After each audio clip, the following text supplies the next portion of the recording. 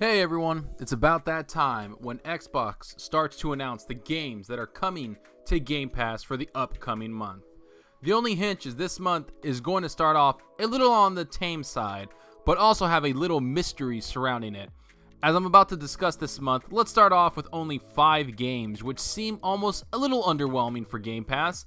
But that's because the announcement of these games, Xbox has hinted that more are coming when the X018 event takes place. Usually when Xbox tells us to keep our ears peeled for more Game Pass announcement, they usually end up being pretty big games.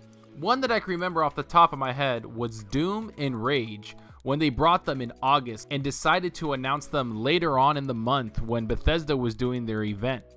It was a pretty good surprise, and Doom is a pretty amazing game. But let's talk about the games that have been announced. First and foremost, we have Sniper Elite 4, which is an extremely fun game that I had the privilege of playing with my buddy at his house. I'm a ginormous fan of the setting, which is World War II.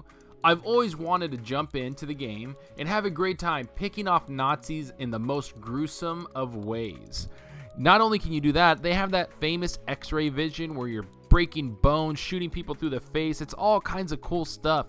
And it really gives you the freedom to do what you want in the game. You can kill them with mines, you can sneak around, you could go in blazing, but usually you just snipe people in the testicles. That's the big one.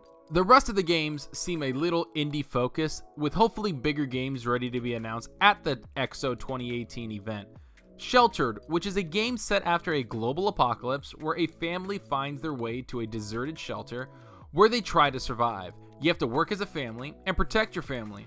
And if someone dies, it's permanent. It's a pretty hardcore game. It seems like a cool game, but I probably won't give it a try unless I have a lot of time on my hands. But with all the big games that have come out, this one will have to wait. I mean, we have all these huge games like Red Dead and then Fallout 76, Battlefield, and now Sniper Elite 4, which I would jump into that far sooner than this one. And not to mention the games that will be announced at the XO event. So all these indie games are gonna kind of take a back seat.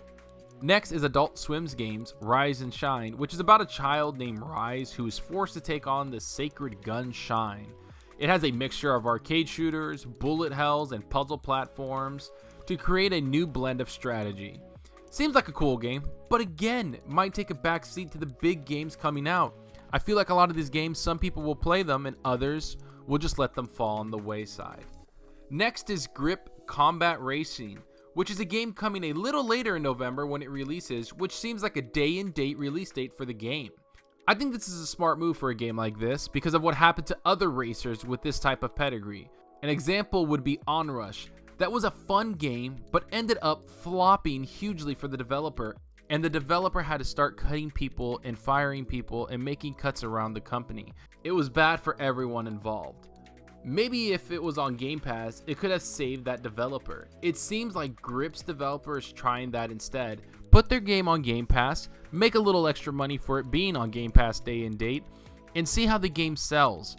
Because statistics have shown that games sell better when they're on Game Pass. Microsoft has brought that up, Phil Spencer has brought that up, marketing teams have brought that up. It's something that they're a little baffled by, but I mean, when someone's on Game Pass, they're playing more games. Because the games are there and provided for us, and it gives us the incentive to maybe buy a game because it has it at a cheaper price and a discount because it's on Game Pass. And the last game is Ollie Ollie 2 XL Edition.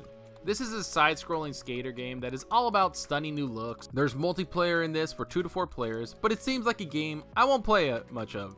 I'm not a big skater fan, especially since Tony Hawk kind of disappeared. I found better experiences elsewhere. So again, this game, I'm not really looking forward to it. I'm going to be playing the bigger games because, hey, that's how I am. Sue me. Not a big indie guy. I play certain indie games, but, you know, I like the big AAA experiences. That's all of the games they've announced for November. Let's hope the XO 2018 event gives us reason to dive into Game Pass. Last month's showing was probably the best we have ever had with Wolfenstein and Forza Horizon 4 coming day and date. And this month, let's see what they can pull off after the event. But I want to know what you guys think about the games. Maybe you like indie games a little more than I do. Go into the comment section and let me know what you think. I'd like to get into a discussion with all of you. And if you like the content, please hit that subscribe button, hit that like button, and come around more often. And check out the other videos I have out. I'll be trying to put out another video tomorrow about a certain Xbox leak that's happened, so keep a lookout for that one. Have a good one, everyone, and like always, enjoy your gaming. Later.